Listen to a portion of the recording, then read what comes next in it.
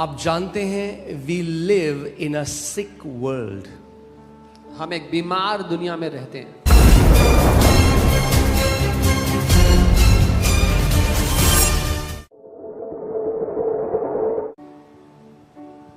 We live in a sick world. हम एक बीमार दुनिया में रहते हैं. आप जानते हैं जिस दुनिया में हम हैं The world वो बीमार है. is sick. मैं 10-20% की बात नहीं कर रहा हूँ. I'm not talking about 10-20%. एक स्टडी के अनुसार, मैं रिसेंटली एक स्टडी को पढ़ रहा था, उसके अनुसार 95% लोग इस पृथ्वी पे बीमार हैं. I was going through a study recently, and according to that, 95% people on the earth are sick. Okay, so आप ये देख सकते हैं, the global burden of disease study and population health metrics states that approximately 95% of the global population experienced health issues at some point during the year, with only 5% remaining completely free from health problems. So जो जनसंख्या निकाली गई इस अध्ययन के द्वारा, उसमें मालूम हुआ कि लगभग 95% लोग वर्ष के दौरान किसी ना किसी समस्या से बीमार हुए और केवल 5% लोग थे जो स्वास्थ्य की समस्या से पूरी तरह मुक्त रहे. क्यों मैं आपको ये दिखा रहा हूँ? Why am I showing you this? कि आपको पता चले कि आपके आसपास क्या हो रहा है. So that you know what is happening around you. और अगर उस परमेश्वर की पूर्ण इच्छा इस पृथ्वी पे पूरी होती, And if the will of that God was being manifested on the earth, और अगर जैसे कई लोग बोलते हैं अरे उसकी मर्जी ना हो तो बीमारी नहीं आ सकती, and as many people say, oh, if it's not His will, sickness cannot come. तो अगर उसकी इच्छा से आज 95% लोग सताव में हैं, लोग कैंसर से मर रहे हैं, लोग एड्स से मर रहे हैं, लोगों के हार्ट फेल हो रहे हैं, बच्चे बीमारी में मर रहे हैं, तो फिर he is an evil creator. Then if according to His will people are dying in cancer, children are dying, people are sick and suffering, तो फिर वो एक बहुत ही दुष्ट सृष्टि करता है. फिर वो एक अच्छा परमेश्वर नहीं. Then He is not a good God. वो फिर उन शैतान बच्चों की तरह है जो एक मेंढक को पकड़ लेते हैं, उस पे पत्थर मारते हैं, या एक जानवर को पकड़ लेते हैं बेजुबान और उसको मार मार के लहूलुहान कर देते हैं और उससे उनको मजा आता है.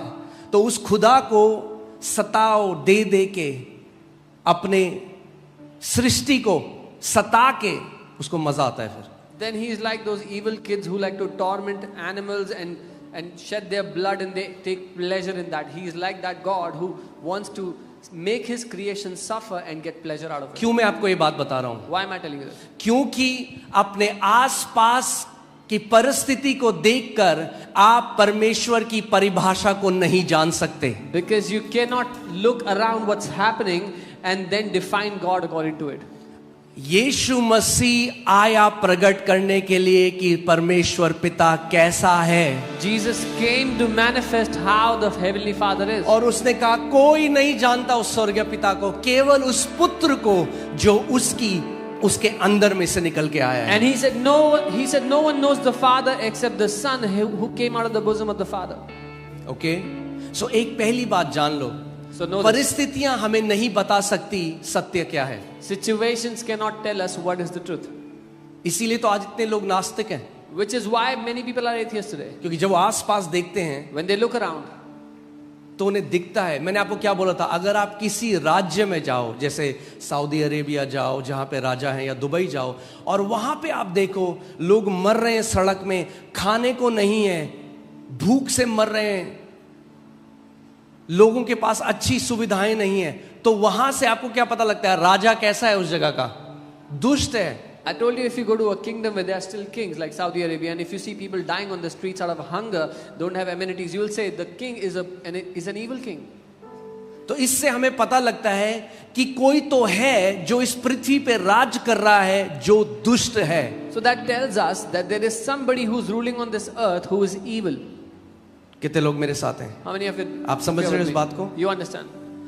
परमेश्वर इस पृथ्वी पे अभी राज्य नहीं कर रहा है. God is not ruling on this earth right now.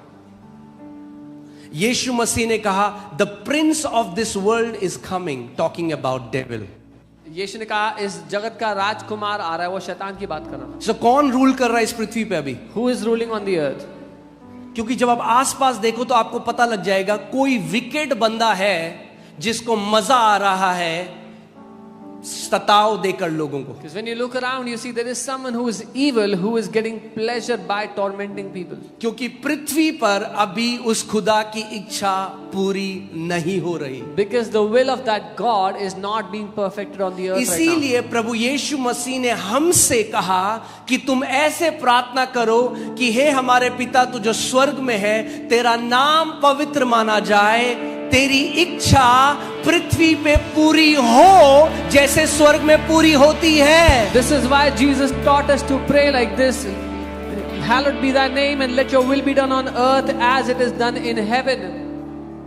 यानी पृथ्वी पे उसकी इच्छा पूरी नहीं होती। That means his will is not done on the earth. इसीलिए तो प्रभु ने कहा मैं ये प्रार्थना करो। This is why the Lord said pray like this. स्वर्ग में उसकी इच्छा 100% पूरी होती है। In heaven his will is done 100%. इसीलिए स्वर्ग में कोई आंसू नहीं, इसीलिए स्वर्ग में कोई कैंसर नहीं, इसीलिए स्वर्ग में कोई रेप नहीं होता, इसीलिए स्वर्ग में कोई बच्चा बचपन में नहीं मरता, क्योंकि एक अच्छा पिता है जो राज्य कर रहा है स्वर्ग में। Which is why there are no tears in heaven, no cancer, no child dying in sickness, because a good God, a good father is ruling in heaven. मगर पृथ्वी पर अभी उसकी इच्छा पूरी नहीं होती। But on the earth his will is not being done right now.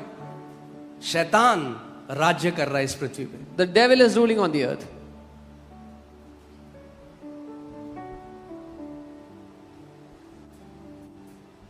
America में slavery जो है, दास बनाना लीगल था। In the US it was legal to have slaves. Okay और कैन यू सो आप देखेंगे अब्राहम लिंकन जो थे वहां के राष्ट्रपति, उन्होंने एक नई घोषणा निकाली जिसको बोला गया है इमेंसिपेशन प्रोक्लेमेशन। और the president of the country, he took out a new declaration, the Emancipation Proclamation. जिनको बोला गया है मुक्ति उद्घोषणा। मुक्ति उद्घोषणा। और ये मुक्ति उद्घोषणा क्या थी? उन्होंने एक नियम निकाला, एक बिल निकाला लीगली कि आज के बाद जो हुआ था 1863 में, 1863 में, 63 सही है, 63 में, वहां पे अब्राहम लिंकन ने बोला आज के बाद अब कोई दास नहीं बना सकता, इलीगल है दास बनाना। He took out a bill in 1863 and said after today no one can have a slave, it's illegal to have slaves. अब ध्यान से सुनो मेरी बात। लीगली ये डिक्री निकाल दी गई एक राष्ट्रपति के द्वारा अमेरिका में, जो हाईएस्ट अथॉरिटी है। A president who is the highest authority of the country made a legal decree. तो आपको क्या लगता है फिर क्या हुआ होगा? What do you think would have happened after that? So legally 1863 में क्या हुआ? स्लेवरी एंड हो गई legally. In 1863 slavery ended legally. मगर रियलिटी में 100 साल लग गए सारे स्लेव्स को फ्री होने में। But in reality it took 100 years for all the slaves to be set free. क्यों? Why? पहली बात, क्योंकि कई जो दास थे, गुलाम थे, उन गुलामों को पता ही नहीं था कि उनकी आजादी की घोषणा 100 साल पहले हो चुकी है। Because many of those slaves did not even know that there is a declaration that has already set them free.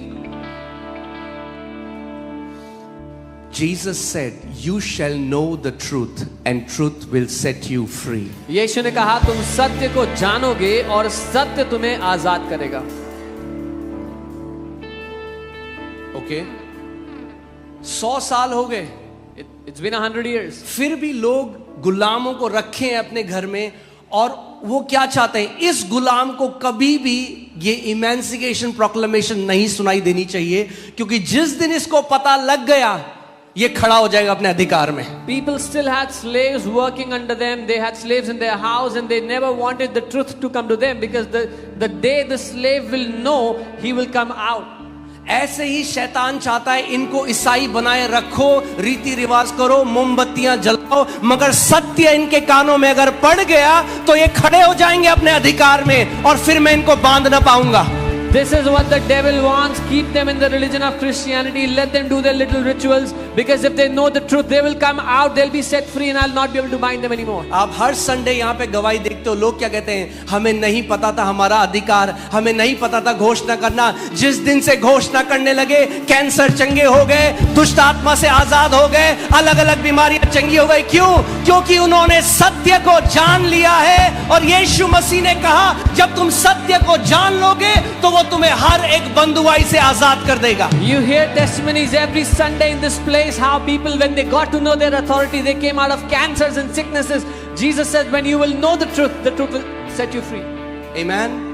तो इसका मतलब आप उतने ही आजाद हो जितने सत्य को आप जानते हो। So that means you're only free to the extent to which you know the truth. उतना नहीं जितना आप गिड़गिड़ाते हो, उतना नहीं जितना आप उपवास करते हो, जितना आप सत्य को जानते हो। Not as much as you beg or you fast, but as much as you know the truth. Hallelujah. तो यानी आपकी दौड़ गिड़गिड़ाना नहीं है, भीख मांगना नहीं है, सत्य को जानना है। So your race is not begging and crying, but to know the truth. और सत्य क्या है? What is the truth? यूहन्ना 17:17 में यीशु मसीह ने कहा, हे पिता, हमें अपने सत्य से शुद्ध कर, तेरा वचन ही सत्य है। John 17:17, Jesus said, sanctify us by your truth. Your word is truth. अपनी बाइबल को ऊपर उठाओ अपने हाथों में, Lift up your Bible in your hands. बोलो, खुदा तेरा वचन सत्य है। Tell him, Lord, your word is the truth. Amen। Hallelujah. So legally 1863 में फ्री हो गए, Legally, they were free in 1863.